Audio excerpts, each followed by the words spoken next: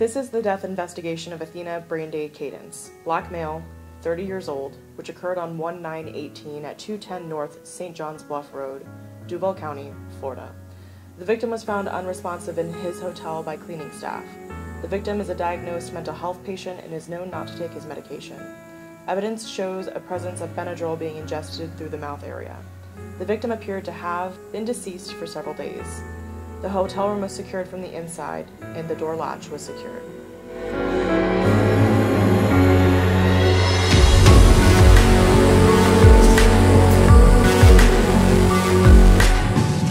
And we're back with episode 2 of Postmortem with Destiny. This is part 2 of Athena Brandy Cadence. I began looking into Athena's case because when I pulled her records, though her death was deemed to be a suicide, she was found with black duct tape over her mouth. Athena was the first black transgender woman to die in Jacksonville in 2018, but her death would be followed by the murder of 3 other black transgender women, which has sent the city, understandably, into a tizzy. I found out about this case from a coworker named Bethany Anderson, who's here with me today. Hello. And Bethany, do you want to talk a little bit about how you came to know of Athena? Yeah, so actually we heard this kind of bizarre story about a woman that was living out of her car in Clay County. And we were told she was living out of her car because she had bought property down there and essentially had purchased a lemon lot that she would never be able to build on. So we went down to investigate. And what did you find when you went there? What we found out was that her name was Athena Cadence, and when we dug up her records, we found out she was a transgender activist in California. She had actually been covered by national media outlets multiple times, and I was able to contact her wife, or her former partner, Sophia Lionberger, through records, and that's when I got to find out a little bit more about Athena Cadence and who she is. Yeah, so when you were doing that story, just to be clear, you never were able to make contact with Athena, right? Actually, I did. Through Sophia, I was finally able to get a number for Athena. It was kind of tricky because Athena was actually in and out of local hotels, and then Athena herself told me she was at a hospital for kidney failure. So she didn't actually have a cell phone. She used public libraries for their Wi-Fi access while she was kind of transient, if you will, and trying to find ways to develop and get around codes in Orange Park so she could develop and build on that property. I'm told she paid $5,000 for the lot, and that was all she had in cash on her. Yeah, so a little bit of a background on Athena and her partner, Sophia. So they lived together for a while in California. Unfortunately, Athena was arrested due to a domestic incident with Sophia. However, in a San Francisco Chronicle article, Athena says that this was attributed to her taking the wrong psychosis medication, and that's what resulted in the domestic incident. However, Sophia and Athena moved to Clay County together to try and build on this lot. So they were in pretty good terms at that point. However, I spoke with Sophia, and she said that at some point Athena really became obsessed and tied up with what the future of this lot could be, even though it seemed like they weren't going to be able to have a future on this lot. So Sophia returned back to her home, and it was just Athena here alone. She was staying in hotel rooms, and she was sort of also staying in her car at the same time. Sophia does back up that Athena was in the hospital for kidney failure. It was due to dehydration, Sophia tells me, and she said at that point, that was the last time she spoke to Athena because she sort of expressed some concern for her mental state. She said that anybody who was so dehydrated and not taking care of themselves to the point that they would be in the hospital for that maybe needed to reprioritize what was going on, and of course Athena didn't really want to hear that, so it was kind of the last time that they spoke. And Sophia, she expressed a little bit of sadness over that. Of course, it's really hard to lose a loved one. As soon as I recorded the first episode of this Athena Cadence series of episodes, I got the supplemental reports from the Jacksonville Sheriff's Office. And what those reports are all of the reports and accounts of witnesses and just what happened at the scene, so it gives us a better idea of what the place looked like when they found Athena's body. The first episode was based solely on the examination report from the medical examiner, which unfortunately is pretty contextless because it's just a body on a table, you know what I mean? So this paperwork, it has a lot. It has the people who worked at the hotel where Athena was staying. It has some of their accounts of finding her and what they found. So this might be a little difficult to listen to, but are you ready? Yeah. All right.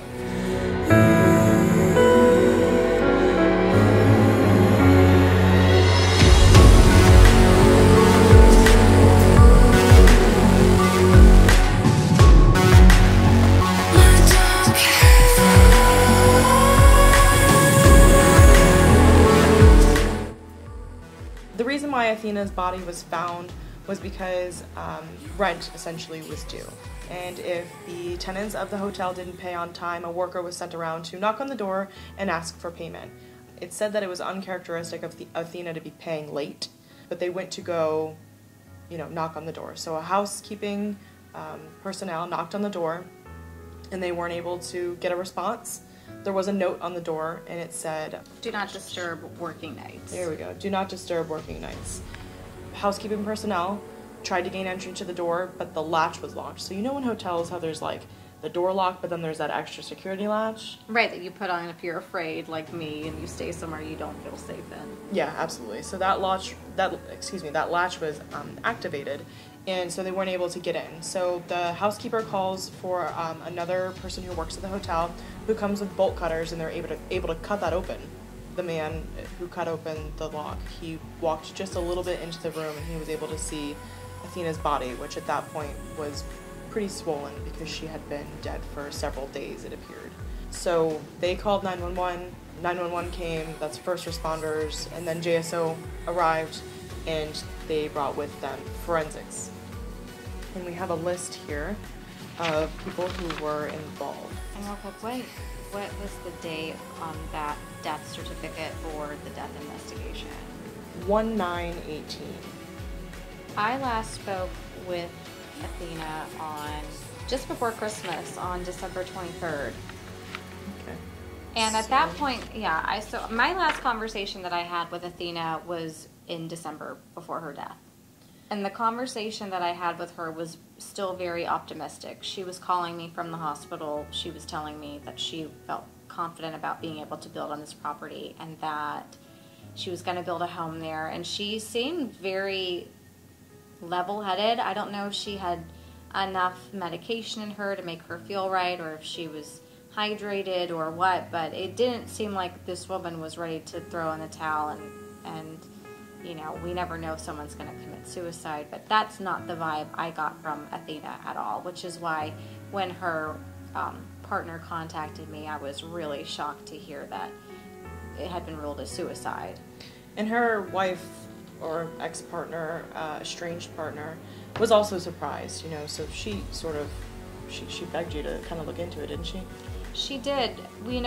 I felt an obligation not only to Athena, but also to Sophia, because we had talked through this whole journey. First, me trying to track Athena down in Orange Park to begin with, but then her, opening up to me and telling me about their relationship, the hardships that they had faced, and how badly she felt for Athena and the process she was going through. She felt like Athena had been pretty much ripped off in buying that lot and that nobody warned her it was gonna be a money pit.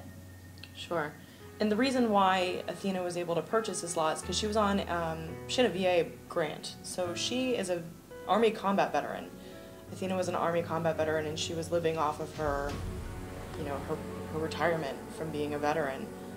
So anybody out there who's a veteran knows that that is a decent living, but it's not a living that you can not work on or anything like that. So that's why she was sort of scraping to get by, for lack of a better way to put it. Right. I mean, she couldn't even afford a cell phone, let alone monthly payments. Sure. Right. Exactly. And that's why she ended up living out of her car and living out of those hotel rooms and all that. So in these reports here, it names 4 officers at the scene, 4 detectives, and 2 crime scene detectives. So that is a total of, for those of you keeping track at home, 10 people who responded to the scene in some way or another and were involved in the death investigation of Athena Cadence. Now, that being said, the witnesses' accounts in here say that she was always very kind and very bubbly. They had no problems with her. There's no accounts of her ever having excess noise in her room or any complaints. However, it does go on to say that they were concerned about a foul smell in the area, and they thought it was from a room nearby because that room nearby had several children and had an issue with a smell before, and it ended up being dirty diapers. So they sort of ignored the smell, unfortunately, and if they had maybe looked into that a little bit, they might have found her body sooner. It just really, it tears me up to know that she was in there for so long, you know? It's a sad reality, but... Yeah, reading that in the coroner report, that was sad to me. And I know Sophia was looking for her as well. Yeah, it's just, unfortunately, when people are on their own and you don't exactly know what all of their movements are, they can be forgotten in a way, which is a shame.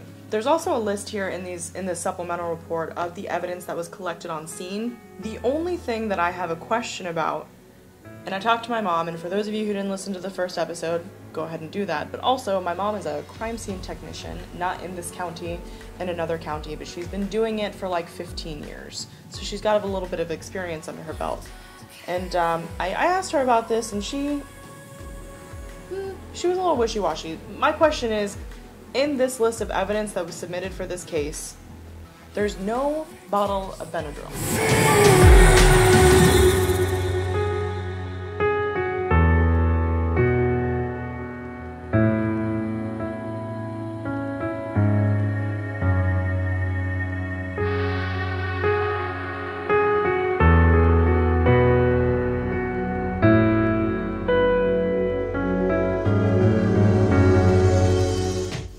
So Benadryl was found in her body in excess, like in a serious amount of excess. There was also, around that tape that was found over her mouth, there was a pink substance on the edges of the tape and on her t-shirt, which presumably is her body trying to purge the Benadryl that it had taken. So there's no question that there was Benadryl inside of her body.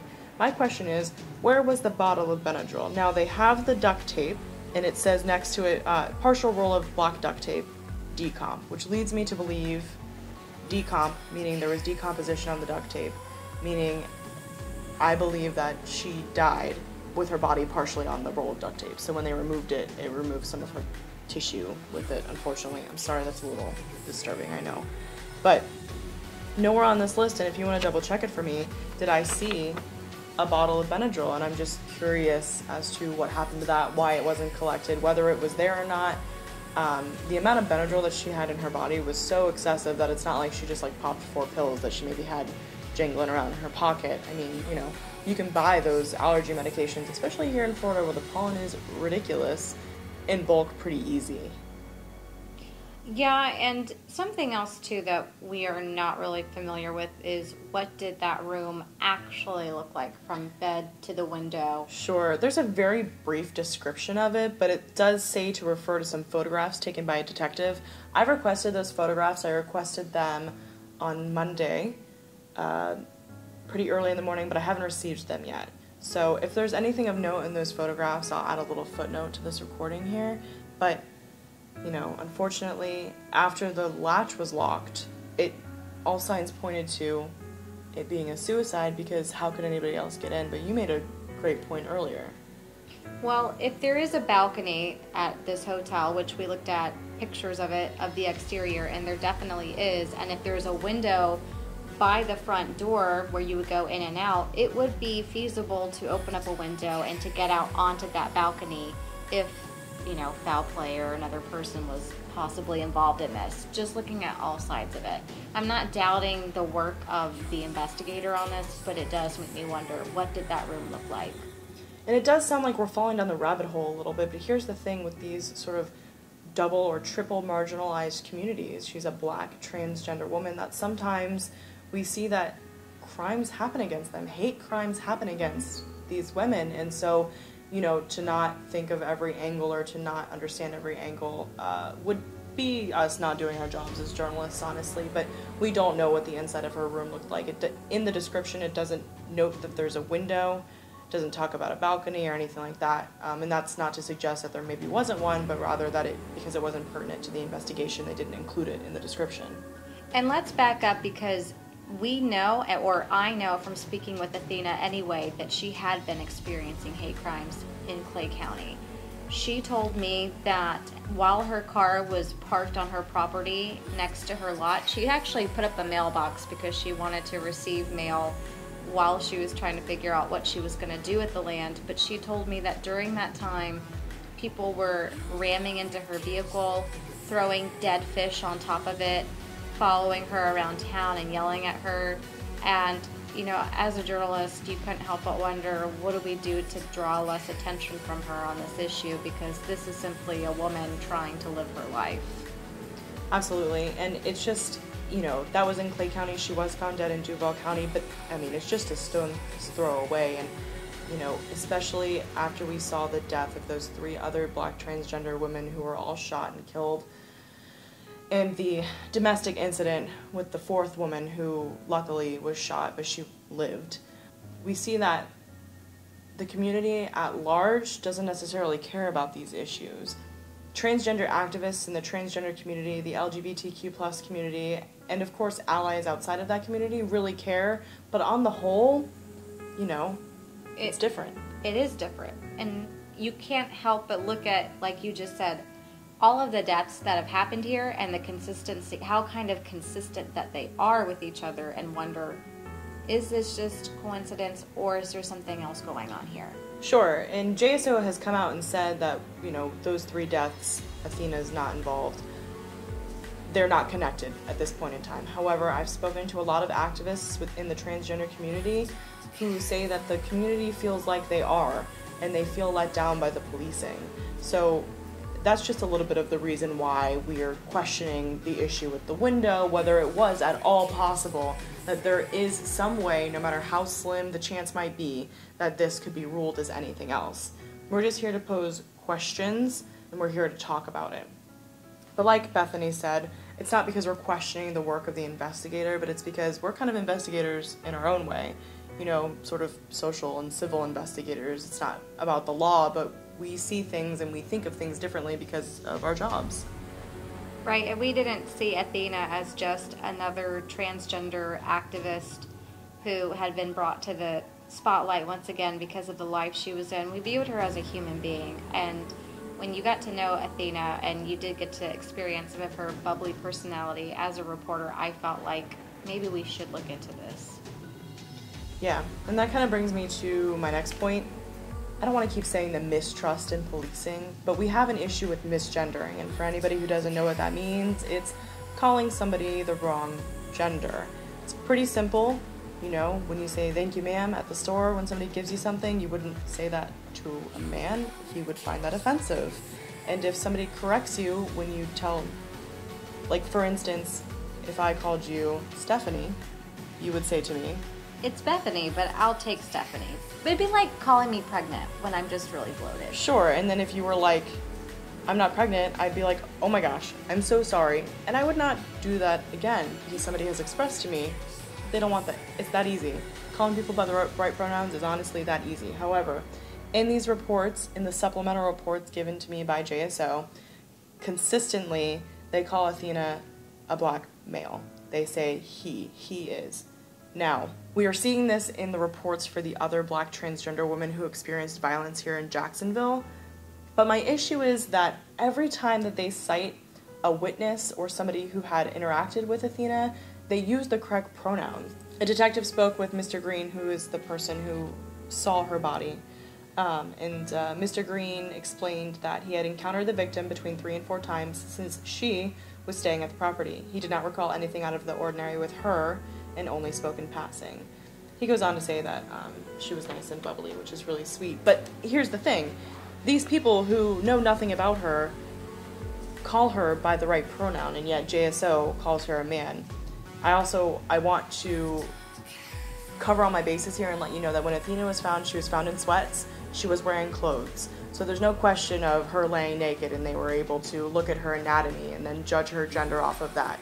Additionally, the medical examiner's report states she's adult phenotype female, which means she goes by the female gender, genotype male, meaning that's her biology. I don't want to talk about people's genitals, it's not any of my business, but what I'm trying to say is a lot of the issues that the trans community is having with the policing is something as small as using the right 3-letter word to explain them. She, he, etc. It's so easy, but there's a resistance. And Here's why pronouns are ultimately so important. Because when these people are buried, whether they be male or female, if they had an estranged relationship with family members, they're usually buried as what they were born. You know, born male, born female, that's how we're going to bury you. And it gives little justice to the people that were close to them later on in their life, after they had transitioned, after they had come out and lived this life as a new individual. And you know, I know in the case of Athena Cadence, her estranged partner was devastated because she didn't get to have a funeral for her partner. Her partner was buried as a man. The tombstone, to my knowledge, says her previous name, and there was no closure for her in that. And it's hard for the friends of these people because the LGBTQ community is a really close-knit community. Even just doing stories with the community here in Jacksonville, you see the same people out there, and they're greeting one another, and they're hugging, and they're talking, and you know, it's just like any other cultural group. And a lot of times these transgender women and transgender gentlemen and non-binary folks, they will gather together in these communities at these events and stuff, and they don't give out their prior name. Athena was Athena. I don't even know her prior name, and I've done a lot of research on her, but it doesn't matter because she was a black transgender woman, you know? And so it's just really unfortunate that despite people who interacted with her and the medical examiner being able to figure out what pronoun to use, JSO seems to fail in that place. And they've cited before that it's part of their policy to use the biological pronoun, but my question is, how do you know her biological pronoun when she was laying there fully clothed? So that's my question for that. Additionally, like I mentioned, I talked to some transgender activists in the community, and they told me that the issue with pronouns is not just because it's disrespectful, but because it negates hate crimes.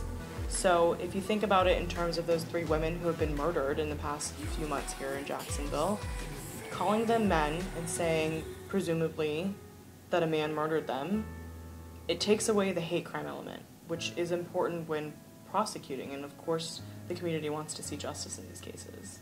And I certainly know that we still have a lot of digging when it comes to Athena's case, but it is important to talk about her death, whether it was suicide or whether or not she was murdered, because she is part of the transgender community and they are being targeted. We understand that depression rates are high, especially for a veteran, and she was a veteran.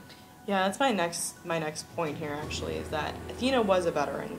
So we can talk about veterans and mental health all day because it's a problem that I think gets a lot of coverage in the news, and everybody can relate to that. You probably know a veteran, and if you know a veteran, you either know a veteran with mental health problems or they know a veteran with mental health problems. It's really prevalent, and I was able to pull a report from the VA, and it was a study from 2005 to 2015 of suicide rates amongst veterans, and it said that 14.3% of all suicide deaths were veterans, which they said in 2015, after adjusting for the difference in age, veterans are 2.1 times more likely to commit suicide than a non-veteran. I believe it. I've had personal experience with this. At a prior station I worked at, I had a veteran reach out to me multiple times before he committed suicide. And I had actually tried reaching out to the VA to find somebody to do a welfare check as well as the county that he lived in, and nobody came out to help him. Such a shame. And so, you know, it's really sad because whether or not you're interested in hearing about the strange, seemingly suicide of Athena Cadence, the black transgender woman, everybody should care about the mental health of our veterans because they're out there and they're fighting for our freedom and they're making sure that we can live the lives that we have, and it's really important to take care of them. So I just want to take this time to say that there are resources out there for you, both as veterans and if you're ever contemplating suicide or you feel alone. There are places you can go on the internet, there are numbers you can call. Suicide prevention, they have a lifeline number. It's 1-800-273-8255. And you can call that anytime, day or night, and you can talk to somebody because you're not alone. You're never alone. Suicide doesn't have to be an option.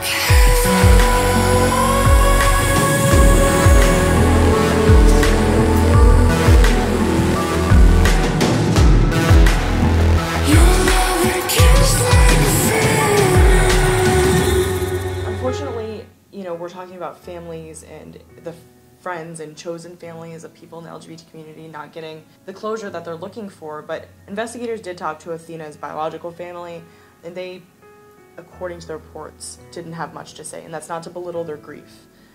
However, they basically said, it states in the report that they said that they weren't surprised because Athena was known not to take her medication. Well, I speak from personal experience. My aunt, when she goes off of her medication, she ends up wandering the streets here in Jacksonville. We've had to find her and actually Baker act her, me and my older sister. And sometimes I understand from the family standpoint, it can be overwhelming to care for someone that has a mental health issue, especially if they don't want the help. They feel like they've done everything that they can do and now they have to let the situation play out. But it's also hard as an outsider looking in saying, why isn't there more right now that can be done? And I think that's what we look at as a community and just as a whole for other people looking out for each other. What do we do to combat this problem? And I want to be very clear. I'm sure a lot of people listening right now can relate like you can. My aunt also has she's bipolar, she's manic depressant, and the idea of taking medication every day for the rest of your life just to be the best version of you is such a daunting thing. I can't relate. I can only sympathize. I can't empathize with that. Absolutely. And I imagine it's so difficult and you get so sick of it and just, I'll be fine. I feel fine. I'll be fine. I can fight this. But the reality of this situation is that it's a mental disease. You know, just like you treat cancer with radiation, you have to treat these things with medication usually. So, you know, not taking medication is often part of mental illness. It's not because they want to elect to be miserable or feel bad or anything else. You know, we have to sort of greet these things with compassion and understand that it may be frustrating to an outside point of view, like Bethany said, but it takes time and it's not always the most logical answer to not take your medication, but at the time it felt right. So, you know, it's just kind of sad to see that in this report it feels like everyone had given up hope. Yeah. Let whatever is going to happen because we've done all we can do here. Sure. And I want to circle back to the veterans and mental health issue. You know, it's bigger than one woman electing not to take her medication. This is an epidemic across the nation. You know, that statistic of veterans being 2.1 times more likely to commit suicide than non-veterans was just really, really staggering to me. My sister is a veteran. My grandparents are veterans. It's sad. It's really, really sad. And there's this quote, you know, that empathy is a superpower. I do believe that with mental illness and treating it and caring for our neighbors, caring for strangers, and caring for our loved ones that we know struggle with mental illness, empathy goes such a long way. It can be hard to force someone to let you in when they're battling with depression or when they're battling with a mental disorder, but I do believe that if we start with empathy, we can definitely go from there.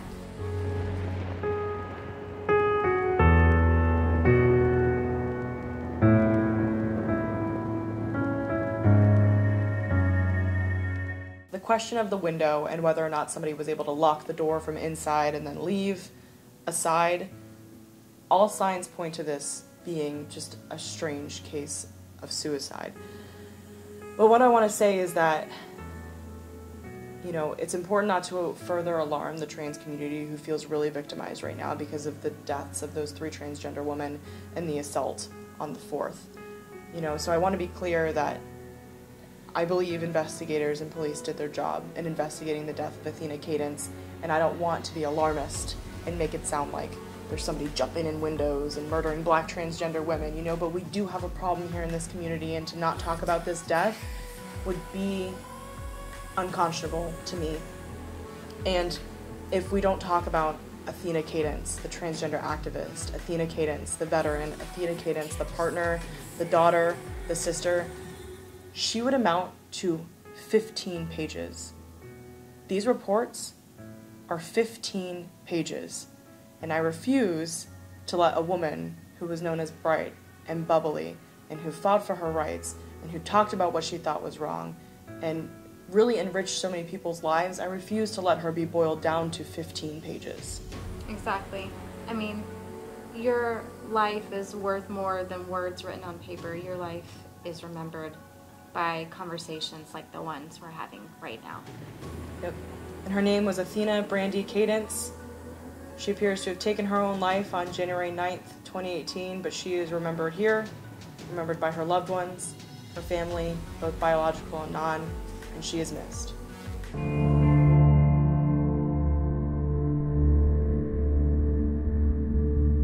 Okay, I wanted to start a new segment. I know that talking about death and doom and gloom can be a lot, so I thought maybe we could start a new segment that would not only be sad, but intriguing.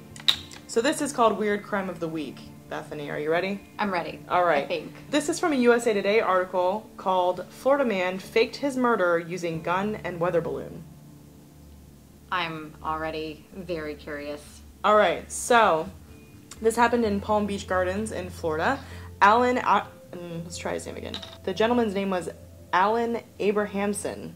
He was found dead in January of this year, and he suffered a single gunshot wound to the chest. He was known to wear a watch and carry around about $200 to $300 in cash in his pocket. He was an older gentleman, so it seems to be that he paid for things largely in cash. When he was found dead, he wasn't wearing a watch, and his money was gone, so all signs point to that he was murdered. Sure, right, of course. However, as the investigation went on, it didn't say exactly in the article why they began to investigate this as a suicide, but they did. And it appears police believe that Alan inflated a weather balloon, attached a firearm to it, unfortunately took his own life, and allowed the weather balloon to carry the gun away. That is a lot of thought to go into something like that. Absolutely. Now, he must have been smart if he knew that would happen, if that's how he planned it out. So he purchased this weather balloon, according to this USA Today article, in December, around Christmas of 2017, which is sad. That's sad that he... At Christmas time is thinking about his own suicide. Yeah, and it happens a lot. You see people with mental health problems, battling depression, etc., get particularly down during the holidays. I don't mean to make sweeping generalizations, but there are statistics that show that Absolutely. That's popular. They say that Christmas music is even depressing, and I have to agree with that. Oh, there you go. So, yeah, it's very sad, but it is very strange, and that is to say that, unfortunately, in the case of Athena Cadence, where some people were almost hoping that the news wouldn't be that she had taken her own life, that sometimes people do strange things to take their own lives. And that's just how life goes, but it's still our responsibility, no matter what, to never take something at face value and to always dig to make sure that the truth is out there. Absolutely. And as for Mr. Abrahamson, I'm so sorry. Hope you rest in peace.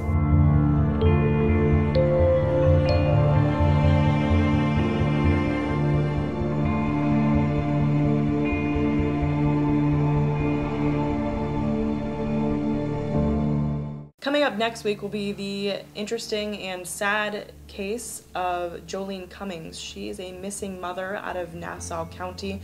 She went missing Mother's Day when she was supposed to pick up her children to visit with them. You know a little bit about this case. Yeah, apparently there was a fight that started inside a hair salon, and we all know how rumors can start inside salons, but this woman she got into a fight with is now believed to be the woman that actually killed her.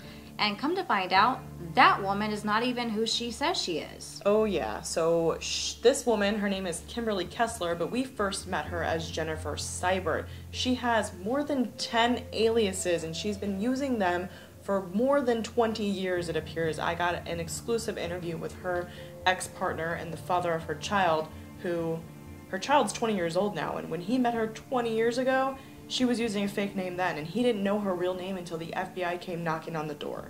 And on top of that, she was telling him she was using an alias so that her family couldn't find her, and she told her family she was using an alias so he, her partner, would not be able to find her. It's very bizarre. It is very bizarre, and the saddest part about this is that the Cummings family has had no closure. They're still looking for Jolene's body, but we're going to go into the details of that very strange case next week.